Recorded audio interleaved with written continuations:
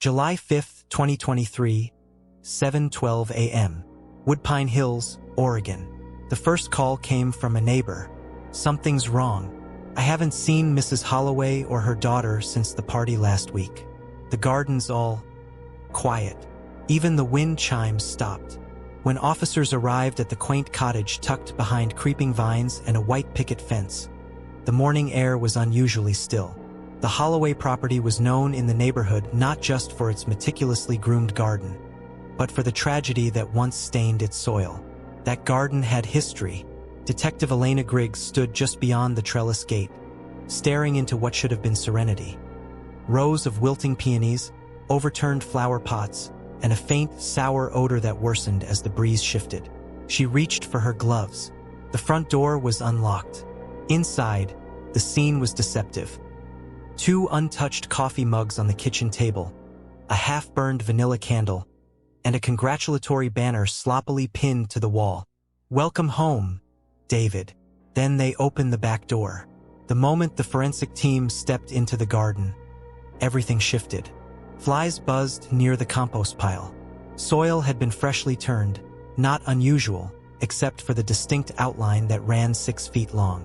And that smell. They started digging. By noon, they'd unearthed the first body. It was Joanna Holloway, 47. The mother, face bloated, hands bound with floral twine, buried under her own rose bush. A second body was soon uncovered just a few feet away. Her daughter Elise, 25, partially decomposed, eyes open. Both had been dead for days. And there was no sign of David Holloway, recently released from a 10-year sentence for assaulting a local man during what he claimed was a psychotic episode. He was celebrated just a week ago. Photos posted online showed smiling neighbors, sparklers, barbecue, and David hugging his mother on the porch, just in front of the very rose bush she was now buried under. Flashback 2009 psychiatric court hearing. David, just 24 at the time, stared blankly ahead as his attorney spoke on his behalf. The attack had been brutal and unprovoked. But what frightened people most wasn't the act. It was David's demeanor after. Cold. Hollow. He believes people are watching him through plants, the psychiatrist testified, particularly the ones in his mother's garden. He claimed they whispered to him at night. He was diagnosed with schizoaffective disorder, placed on medication, and sentenced to a high-security psychiatric prison in Oregon. Back in present-day Woodpine Hills, police taped off the garden perimeter. Detectives canvassed the neighborhood. But David was gone. His room emptied, clothes missing, cell phone left behind. What he took with him was far more disturbing. A gardening trowel with traces of blood, and the family photo from the mantel. Detective Griggs studied his old case file late that night. What caught her attention wasn't the medical report. It was a note scribbled in the margin of an interview transcript from years ago. He kept talking about a third figure in the garden. A shadow man beneath the soil. Says it whispers who deserves to be buried. The neighbors didn't know this David. They knew the smiling boy who used to help his mom plant lavender. But now he was the most wanted man in the state. July 6th, 2:44 a.m., surveillance footage review room, Woodpine Hills Police Department. Griggs leaned closer to the monitor. A camera across the street had picked up faint motion from the Holloway garden around 3:17 a.m., the night after the murders, after David had vanished. But it wasn't David. It was something else. A tall, thin figure stepped into frame, barefoot, unmoving, standing among the garden beds. It looked directly at the camera. Then the screen went black. July 6th, 6:03 a.m., Woodpine Hills Police Department. Detective Elena Griggs hadn't slept. The garden, the tape, the figure. She replayed the surveillance footage again in the dim glow of the evidence room, frame by frame. At 3:17 a.m., the tall figure stepped into view. No sound, no movement from the house, no signs of forced entry, just standing there in the garden. But in the final few frames before the footage cut out, the figure tilted its head and grinned. It wasn't David Holloway, and yet, something about it resembled him, elongated, like a distorted version burned into the memory of soil and trauma. Flashback, July 1st, 2023, 3 days before the murders. Location, Holloway family home, backyard. Neighbors recalled the garden party as tense, despite the warm welcome. Joanna had pulled out her best dishes. Elise strung fairy lights. David walked stiffly through the celebration like a guest at his own funeral. One neighbor, Greg Paulson, remembered trying to joke with him about fresh air and freedom. David didn't laugh. He turned, pointed to the soil beneath the rosebush, and said, "He's still there. He waited for me. Now it's someone else's turn." Greg had nervously laughed it off, but Elise had stepped in quickly, taking David's arm and steering him back toward the guests. No one thought much of it until Joanna and Elise vanished days later. July 6th, 10:15 a.m., forensic analysis report delivered. The autopsy on Joanna Holloway revealed she was buried alive. Soil in her lungs, fingernail scratches under her skin, consistent with her own garden tools. Elise had blunt force trauma to the head, killed instantly. But the most chilling detail was what they found inside her clenched hand. A clump of roots, torn violently from the garden bed, and threaded between them. A thin leather cord, like a shoelace, embedded with David Holloway's DNA. July 6th, 6:34 p.m. Interview. Dr. Harold Rains, psychiatric evaluator. Griggs sat across from the man who once signed off on David's release. "I warned them he wasn't ready," Dr. Rains said, voice shaking. "He lied, said the voices were gone. But they weren't." "You mean the auditory hallucinations?" "No, I mean him." David called it the man in the soil. Said he only comes back when something is unearthed. Unearthed like? Secrets, lies, bones. It doesn't matter. The soil remembers. Flashback, 2013. David's prison journal, classified, recovered post-release. One page reads, "I can't sleep. He watches from the roots. He doesn't move, just waits. Every night I dream of Elise choking. Mom screaming under the roses. But I haven't done it. Not yet. But he shows me things. Says I'll come home soon." Another entry. July 5th. "I'm out. The garden smiled at me today." July 7th. Search expands. Detective Griggs led a full sweep of the Holloway property, aided by cadaver dogs and drone thermal imaging. Nothing new in the house. But in the western edge of the garden, behind a collapsed trellis, one of the dogs stopped cold. There, beneath a layer of bricks and weeds, they uncovered something chilling. A second, older burial site. The body was skeletal, long decomposed. It wasn't Joanna. It wasn't Elise. And it sure as hell wasn't David. The forensic team recovered the remains. Early dental records dated the bones to at least 15 years earlier, roughly around the time David was first hospitalized at age 14 for what doctors then described as a nervous breakdown. The body's wrists were tied with the same floral twine. Whoever this was, they died long before David ever went to prison. That night, Detective Griggs sat alone in her office, flipping through David's psychiatric files. She stopped on an old photo from his teenage years, one taken in that same garden. Something in the background caught her attention. A man, barely visible, standing near the rosebush. His feet don't touch the ground.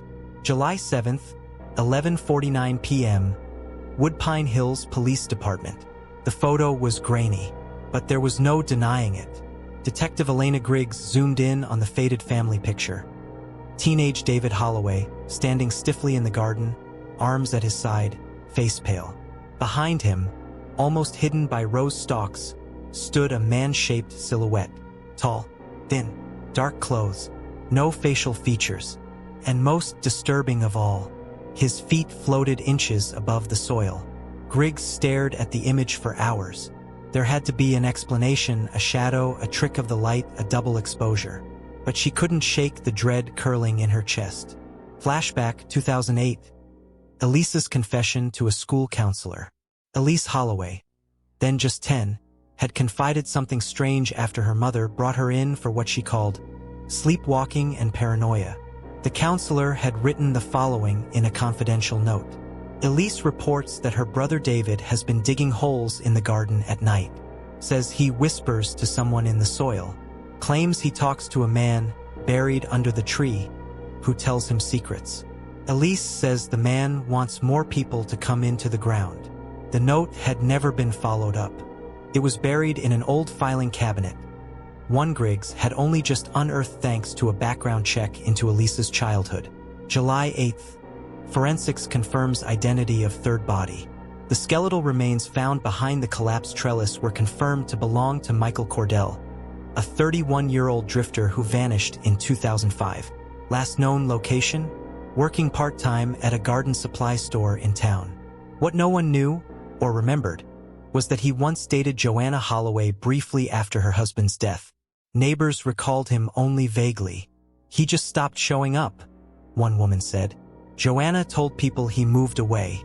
Nobody questioned it. Now, his body had been hidden in her garden for nearly 2 decades. Interview: former groundskeeper, Carlton Ames, retired. Carlton, now in his 70s, had tended to the Holloway property for years before being dismissed in 2006. When Griggs questioned him about the family's garden, he hesitated. David was always out there, even as a kid, digging, staring, sometimes just sitting with his hands in the dirt for hours. I once caught him whispering to a hole he'd made near the hydrangeas. Did you tell the family? Course I did. Joanna said it was just imagination. But I saw something off. Off how? Carlton's voice dropped to a near whisper.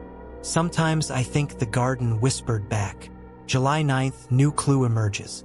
The forensic botanist assigned to analyze the soil around the burial sites made a startling discovery.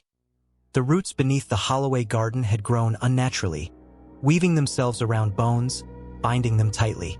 Even stranger, several of the plants appeared to be thriving directly off decomposing tissue. Some of the roses had mutated, blooming out of season, with petals veined in deep crimson, almost resembling blood vessels. It's as if the garden absorbed the bodies, she said, like it fed off them. Flashback: David's final session before release, June 27, 2023. Do you still hear the voices? No. Do you still believe someone is buried under your home? Not anymore. Why not? Because he promised to be quiet. If I bring him someone else. July 9th, 11:12 p.m., Woodpine Hills Forest Perimeter. A patrol unit reported movement on an infrared drone camera 2 miles from the Holloway property, near an abandoned root cellar deep in the forest. Heat signature human. The unit approached cautiously. Inside the cellar, they found evidence that someone had been staying there. A pile of torn blankets, canned food, newspaper clippings, and several Polaroid photos of the Holloway garden, taken from the woods at night. Pinned to the dirt wall with a gardening fork was a piece of parchment. One word scrawled in soil. He's still hungry. As Griggs pored over the recovered photos, one stood out, taken just days before the murders.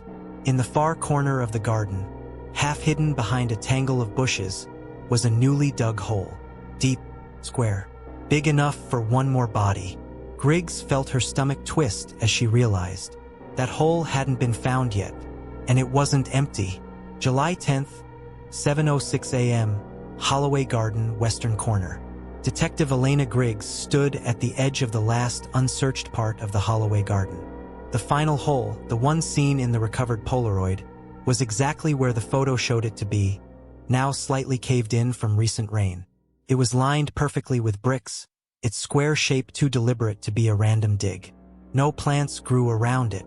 The soil was pale and loose, like it had been turned recently.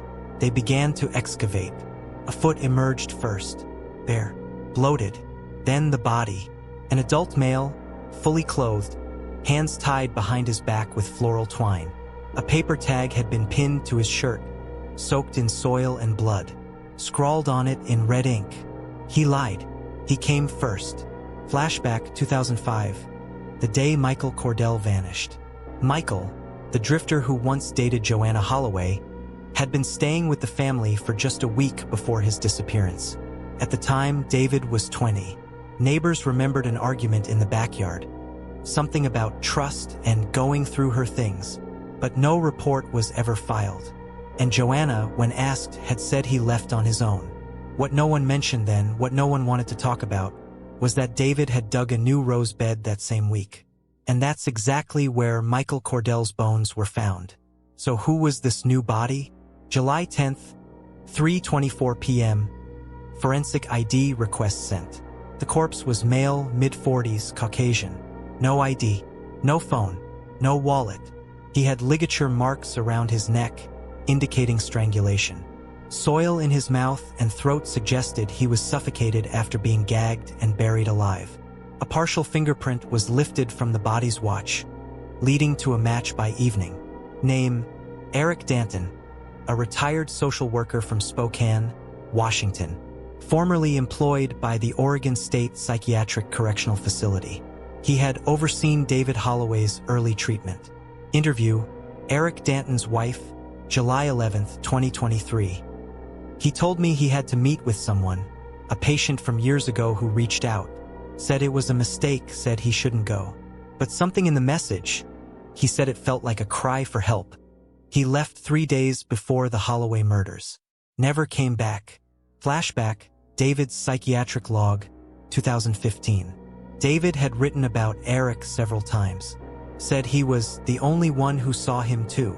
Claimed Eric once stood in the garden at night and watched something rise from the compost pile. David believed Eric had locked the truth away, that he buried the truth in paperwork, not dirt. July 11th, 10:51 p.m. Griggs receives an envelope. No return address. Inside, a torn journal page. It appeared to be from Joanna Holloway's private diary, missing since her death. Written in her elegant cursive. David says the garden speaks again, that it remembers what I buried. He says he's only the shovel, not the hand. God forgive me, I thought I covered it well, but the roots know.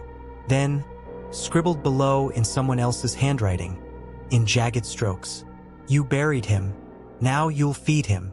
July 12th, cadaver dog sweep of Community Park, Woodpine Hills. Following another anonymous tip, police expanded their search beyond the Holloway home. Near a wooded walking trail, they found something buried beneath a twisted elm tree, a box filled with old garden tools. But one item stood out: a child-sized mannequin, its face carved into a grim smile, covered in red-stained lace, and buried with a note tucked into its torso. I only practiced on her. You should see what I'm making next. The note was signed, D.H.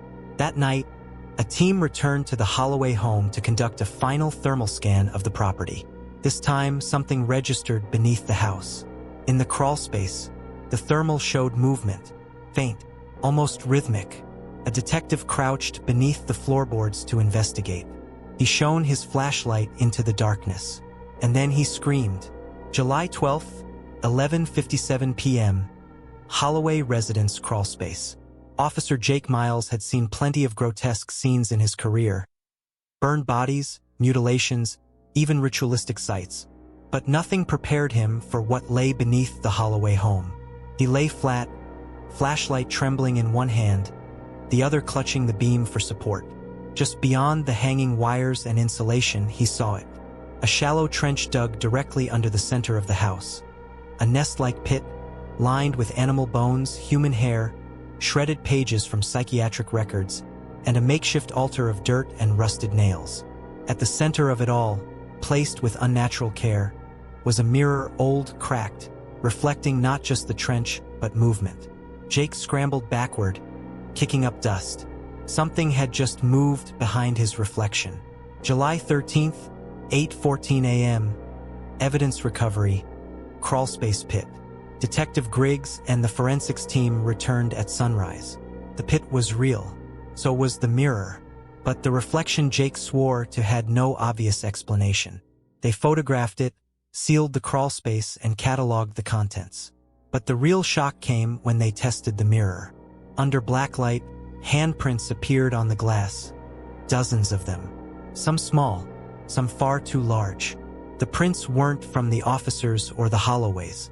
And beneath the mirror, buried in cloth, they found something even more disturbing. The tongue. Human. Preserved in salt. DNA confirmed it belonged to Joanna Holloway. But her tongue was never removed post-mortem. Hers was still intact in the autopsy. So whose was this? Flashback, 2010. Psychiatric observation entry. David woke screaming. Says the man in the soil told him to stop talking. That his mother speaks too much. That tongues are seeds. If buried properly, they grow new truth. July 13th, 5:03 p.m. Anonymous letter delivered to police department. Handwritten. No signature. The house was never hers. It was his. She stole it. Covered it in flowers. But underneath it still grows him. David didn't kill them. Not alone. The roots know. They helped. Inside the envelope was a second photo. Aged and water damaged. It showed a man hanging upside down from a tree. Blood pooled beneath him. Body mutilated. In the corner of the photo was a familiar object. That same cracked mirror. It was dated 1974. Griggs met with Marla, a local archivist who had collected strange histories from the area. When asked about the Holloway property, she pulled out a folder labeled 73 Wild Vine Lane, Cursed Lot. That house has changed hands over a dozen times. Deaths, disappearances, always followed the same pattern. Garden thrives. People get sick. People go missing. Garden dies. Then it starts again. One report, written in 1982, mentioned a family that vanished without explanation, their roses blooming blood red for an entire winter. Another entry from 1957 referenced a preacher who lived alone and was found with his jaw missing, buried upright under a willow tree. Each time, Marla said, the soil swallowed the secret. July 13th, 11:50 p.m. Elise Holloway's phone records analyzed.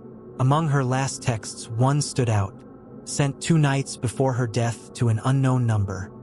He's talking to the dirt again. Keeps asking me if I hear it breathing. Says mom dug something up years ago and now it wants her back. I think he's listening through the roots. I think it's real. The mirror from the crawlspace was transferred to an evidence locker at the station. Around 3:33 a.m., the security camera in that room glitched. When the feed resumed, the mirror had shifted ever so slightly, angling itself toward the center of the room. Later that morning, the officer who had originally discovered the pit, Jake Miles, was found unconscious in his car, parked outside the station. His mouth was stuffed with soil, and in his right hand, he clutched a note. I saw him. He's not buried anymore. July 14th, 7:45 a.m., Woodpine Hills Medical Center. Officer Jake Miles was in a coma. Brain activity normal, vitals steady, but no physical trauma explained the state he was in. Nurses said he arrived mumbling, eyes wide, soil in his throat and ears, as if he tried to suffocate himself with dirt. When Detective Griggs visited, she stood beside his bed, whispering questions he couldn't answer. But then he did something unexpected. His right hand twitched. Over and over, his fingers traced the same small shape across the blanket. A spiral. Flashback, 1974. Unpublished news article, recovered from town archives. Local farmer Jacob Ennis found dead on his property. Body hanging inverted from the orchard tree behind 73 Wild Vine Lane. Surrounding the body were hundreds of freshly carved spirals in the dirt. Ennis was rumored to be the original builder of the house, who claimed to have buried something sacred beneath the garden before his wife went missing in 1963. Her body was never found. Ennis had also begun construction on an underground room, but it was sealed and covered after his death. The underground room was never mentioned again. Until now. July 14th, 2:32 p.m., ground-penetrating radar survey of Holloway property. Following the archive discovery, a GPR scan was ordered. Beneath the back edge of the garden, near the oldest willow tree, the radar picked up a buried cavity roughly 10 feet by 10. Squared, reinforced, and long hidden beneath reinforced earth. A dig team was dispatched. By dusk, they had broken through a layer of slate stone. Underneath, They found a sealed door of rusted iron, with a handle made of twisted brambles and dried root clusters. And etched into the metal, nearly faded from corrosion, was the same spiral symbol Officer Miles had traced in the hospital bed. July 14th, 9:11 p.m., subterranean chamber accessed. Detective Griggs descended with a hazmat team and a forensic pathologist. Inside the chamber, the air was thick, metallic, and unnaturally warm. The walls were lined with bones, animal, human, some indistinguishable, arranged in decorative spirals. At the center of the room, a stone altar covered in black moss and dried blood. But what stopped them cold was what sat on top of the altar. A preserved photograph, encased in wax. It showed Joanna Holloway, heavily pregnant, smiling beside a man that was not her husband. Behind them stood the garden, half-formed. And behind the garden, a figure, tall, barefoot, grinning, the same faceless silhouette from David's childhood photo. Interview: local gravedigger, Howard Sloan, retired. Griggs tracked down Howard, now 78, who once worked cemetery maintenance near the Holloway property. He remembered something no one else did. In '93, we had a flooding issue. Water pushed up a lot of graves. I was tasked with relocating topsoil. Some of it ended up on private land, including the Holloway's lot. One of the coffins cracked. It had no name, but the body inside, it didn't look right. Skin like bark. No eyes, no rot. I never forgot it. What did you do? Buried it deep, covered it, planted roses, pretended it wasn't real. Where? He hesitated. Under that damn willow. July 15th, Griggs' apartment, 2:41 a.m. She awoke to the sound of shoveling, but she lived alone. From her bedroom window, she looked out onto the shared courtyard of her apartment complex. Nothing, until her eyes caught the flower bed near the gate. The soil was turning, freshly disturbed. July 15th, 11:19 a.m. Phone recovered from Holloway Garden.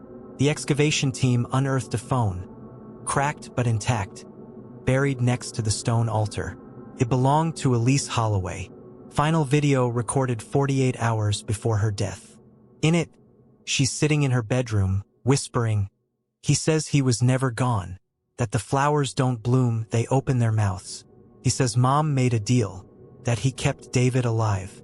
I asked him what he wants now. He said, a name returned." In the background, faintly, soil begins shifting on its own, on her floor. Griggs returned to the chamber that night alone. She stood before the altar, her flashlight flickering. She noticed something she hadn't seen before, a series of numbers etched faintly into the base of the altar. A date, 11/13/23. She pulled out her phone and checked today's date. July 15th, 2023. The date on the altar was 4 months away. And beneath the date, newly etched since the last time she was there, were 3 words in fresh red. You are next. July 15th, 11:57 p.m., Holloway Subterranean Chamber. Detective Elena Griggs stared at the altar. The date, 11/13/23, 4 months in the future. And below it, fresh and wet, you are next. She backed out of the chamber slowly, breath sharp in her throat. No one else had been down here since she sealed it hours ago. The forensics team had cataloged every inch. This wasn't psychological suggestion. Someone or something had been here. July 16th, 6:04 a.m. Incident report. Evidence locker breach. At the Woodpine Hills Police Department, the mirror recovered from the Holloway crawlspace had been locked in a secure vault. That morning it was found shattered. Not cracked, but punched through from the inside. No prints. No alarm triggered. Only a thick trail of dirt, snaking out of the vault room and up toward the station hallway. Security footage caught nothing, except for one flicker of static, timestamped 3:33 a.m. The exact time the garden lights at the Holloway home also turned on by themselves. Flashback, 1993, Holloway property transfer file. Joanna Holloway purchased the home from the estate of Pastor Wexley Creed, whose cause of death had been ruled asphyxiation by inhaled topsoil. His church, once situated behind the Holloway lot, had burned down decades earlier in an unexplained fire. Notes in his personal journal, long buried in town archives, revealed a chilling obsession. The Garden of Eden was not paradise. It was a prison. The serpent was not a tempter. It was a warden. The tree of knowledge was never meant to be eaten from. We were never meant to dig. Something waits beneath. When they unearth it, it remembers its name. July 16th, 1:27 p.m. Forensic audio enhancement. Elise Holloway's final video. The audio text ran Elise's last video through layered filters. In the background, they isolated a whispering voice beneath the soil-shifting sounds. The voice wasn't hers, not David's, not human. It spoke in patterns, syllables twisted backward, but repeated, reversed and slowed. It said, "Return the name, return the debt, one root for one breath." Then a final phrase, "The tongue was a door." July 16th, 4:45 p.m. Griggs interviews David's psychiatrist, Dr. Harold Rains, again. Griggs pressed harder. "What do you know about the tongue?" Dr. Rains went silent, pale. Then he admitted something he hadn't disclosed before. David bit off part of his tongue in 2018. "We never recovered it." He said it wasn't his, that it had been growing in his mouth for years, fed by someone else's guilt. "I thought it was delusion. But was it whole? Intact? It had roots. It looked like a seed." Griggs stood up. She knew now. This wasn't a killing spree. It was a ritual, one being repeated over and over across decades, across families. Flashback, David Holloway's final session, audio recording, previously unreleased. In the tape, David spoke clearly, no manic cadence, no hallucinations. He simply said, "The thing in the garden isn't a ghost. It's not a man. It's a memory, buried so deep it grew its own body. My mother tried to cover it. Elise tried to silence it. I tried to obey it. But it's older than me, older than all of us. It only wants one thing now." The psychiatrist asked, "What?" There was a long pause. Then David whispered, "It wants its name." July 16th, 10:22 p.m. Griggs returns to the chamber one last time. She brought a thermal scanner. The room was 68 degrees Fahrenheit, normal, except for the altar, 116 degrees Fahrenheit. She placed a hand on the cracked stone. It was vibrating. She leaned in and whispered what had haunted her since this began. "Who are you?" And in the silence that followed, she didn't hear a voice. She heard a heartbeat. Back at the precinct, the front desk received an envelope delivered by a courier with no face on record. Inside, a page torn from David Holloway's psychiatric file. It had been burned, but one sentence remained legible, written in Joanna's handwriting. It read, "If anything happens to me or Elise, don't let them find the fourth body."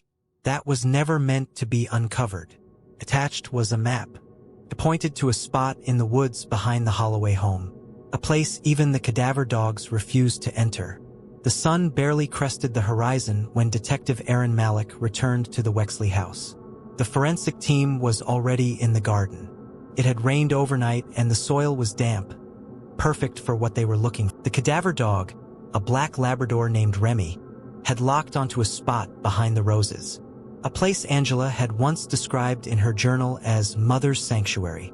They dug. 6 feet down, they hit plastic. A blue tarp. The smell told them they'd found something, and it wasn't old garden tools. The body was female, adult, curled tightly like someone had been forced into a fetal position.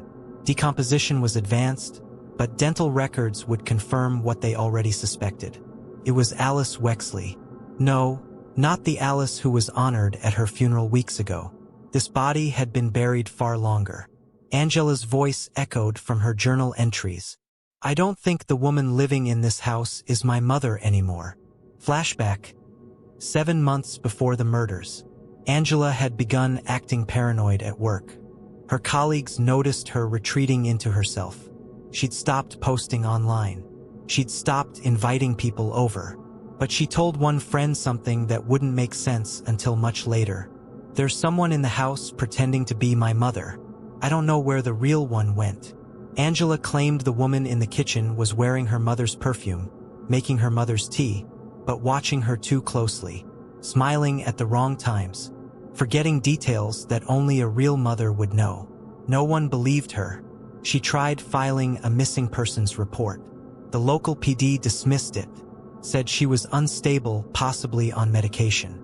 The woman in the house kept showing up to work in Alice's name, signing checks, paying bills. Angela stopped showing up altogether. Back to present, Wexley Garden. Detective Malik was pacing, gripping Angela's last journal entry tightly. The mask is slipping. I saw her in the garden at night, burying something, or someone. She said my name in a voice that wasn't hers. I'm going to find the truth, even if it kills me. The forensic pathologist gave Malik a look. This woman's jaw was broken post-mortem.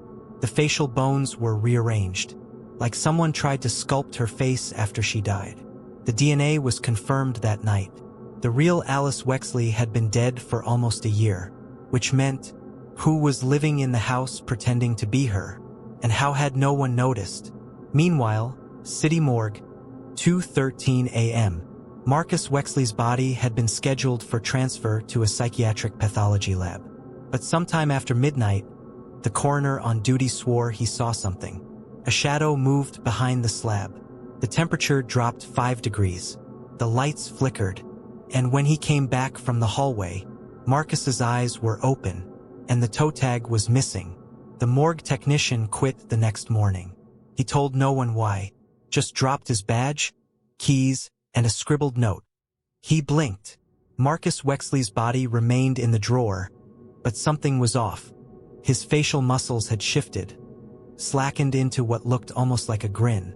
The cameras in the hallway outside the cold storage unit had glitched out for 43 minutes.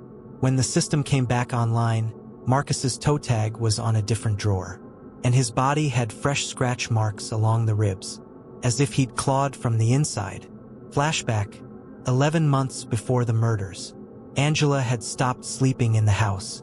In a video diary never released to the public, later found on her encrypted drive, she appeared gaunt, pale, with dark circles under her eyes. She hums at night. My mother never hummed. But this thing? She walks the hallway humming some old tune over and over. Go tell Aunt Rhody. I caught her outside the garden shed, barefoot, just staring at the ground. She pans the camera out the window. And Marcus? He hasn't been right since he came back from prison the first time. He keeps asking about the man in the garden. I don't think he ever left this place mentally. He watches her, too. Sometimes I think they're working together. Pause. Whispering. I think something came home in his place. Angela's journals were now critical evidence. The entries had become more fragmented the closer they got to the week of the murders. One note, scrawled in a near-manic state, stood out. I found the stitches under her chin. The woman living here had been cut open and sewn shut again. Photos of Alice's imposter were run through facial reconstruction software. What the program revealed was chilling. Underneath subtle surgical alteration, the facial structure was a 95% match to Clara Downs, a missing nurse from a psychiatric facility 40 miles away. She disappeared shortly after Marcus was released. The same facility Marcus had been held in. Records showed Clara worked on Ward 9, his wing, and there it was, buried in the discharge paperwork no one had double-checked. Clara Downs signed Marcus Wexley out. But Clara wasn't a physician. She didn't have the authority. How had no one noticed? How had Marcus walked out? Who approved it? Unless he didn't walk out. Wexley property, garden shed. The team returned to the shed. They pried up the warped wooden floor. Underneath, more bones, but not human. Small animal skeletons, arranged in spirals. Some painted, some bound in cloth. In the corner, a jar of teeth. But the worst was in the root cellar. A wall of masks, human-sized, handmade, crafted from some kind of wax or skin, each labeled on the back. Mother, daughter, nurse, therapist, Clara. At the center of the room, a half-melted face pinned to the wall like a trophy, the lips curled up in a mock smile. Detective Malik backed away in horror. She had seen this face before, on the woman who'd welcomed Marcus home. A woman checks in under a false name. She wears a scarf around her face, oversized sunglasses. The clerk doesn't ask questions. But when she gets to her room, she locks the door, peels back the scarf, and looks in the mirror. The skin is tight, pulled too far around the cheekbones. There's a thin surgical line beneath the jaw. And when she speaks, her voice is too deep, masculine. Angela was right about the garden, but she never got to see what's under the house. Then the smile, and a whisper that didn't belong to the face. I just needed a new one. 3 days later, Wexley home, underground. The floorboards of the Wexley family home had already revealed secrets. Blood beneath the wallpaper, fingernail marks in the crawlspace. But the trapdoor beneath the living room rug was new. It wasn't on the house's blueprints. Detective Malik and forensic tech Leo pried it open. A ladder led 20 feet down into pitch darkness. The smell was the first thing to hit them. Old rot, formaldehyde, and something earthy. They descended slowly, flashlights shaking in their grip. What they found wasn't a basement. It was a labyrinth, a network of concrete tunnels, each carved by hand, each lit with old gas lanterns that still burned. Someone had been down here recently. The tunnels. They passed rooms that looked like twisted parodies of everyday life, or a dining room with wax figures seated at the table, wearing human hair wigs, faces molded from wax and preserved flesh. A nursery. Walls lined with dozens of crude, stitched-together dolls, each with glass eyes, all staring at the door.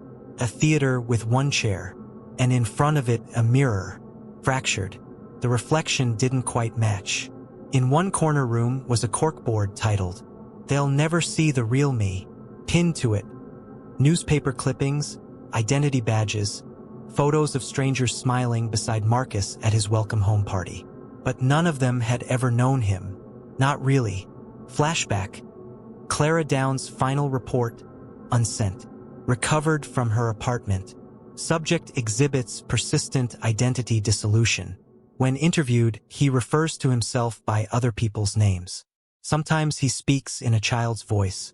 Sometimes in a deep, theatrical whisper. He says, "Marcus is just a shell. Something he wears." He once said to me, "You can't bury what's already inside, but you can give it a better face." I've requested transfer off the case, but no one's listening. I fear I've gotten too close. The last line, "He promised I'd be part of the next one." I didn't understand what he meant until this morning. My skin itches. Detective Malik entered the last chamber. A single hospital bed. A video monitor looping footage, Angela as a child, running through the garden. Alice planting roses. Marcus in the background, always watching. There, in the middle of the room, a figure sat with its back turned, wearing Alice Wexley's housecoat. Her gray hair braided neatly. Malik raised her weapon. "Turn around. Now." The figure didn't move. Malik stepped closer. "Turn." The head slumped. It wasn't a person. It was a mannequin, stitched with real skin. His face was Angela's. Fresh, recent. Taped to the mannequin's chest was a note. "You never asked what I did with the real Marcus." A body was donated under the name William Dreyfus. Facial features partially melted by acid. No next of kin. But when the mortician prepped it for cremation, they found something sewn inside the chest cavity. A face, torn off, preserved, still frozen in a scream. Dental records would later confirm it. The real Marcus Wexley, dead before the murders ever happened. There were sightings, always in places with tunnels, basements, or forgotten homes. A woman claiming to be a social worker. A man in scrubs visiting trauma victims. A nurse at a psychiatric ward, always transferred out within a week. Detective Malik finally retired, but she never stopped locking her doors at night. Because whoever was behind the Wexley murders, the garden masks, the skin suits, and the stolen identities He or it was still out there, and he'd never needed Marcus Wexley. He just needed a face to wear. For more chilling crime story, don't forget to like, share, comment, and subscribe. Thank you.